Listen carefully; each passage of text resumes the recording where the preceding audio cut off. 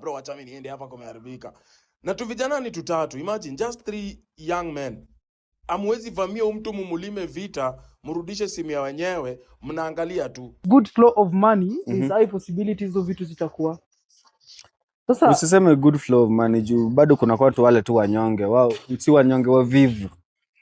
Wao wanataka hiyo pesa rahisi akuja kuibia chukue kitu yako. Imagine mtu anachukua simu yako ya 40,000 na anaenda kuuza 5,000 ikienda sana.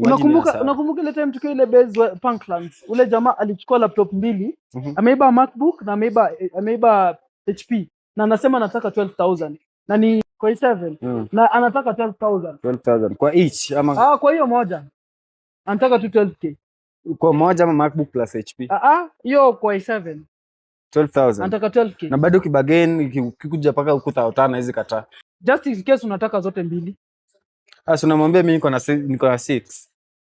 Utachukua ama? Si unachukua sasa yeye anataka imtokee. Mimi niko na 6,000 nataka MacBook na nataka HP. Alafu the guy is talking about killing someone.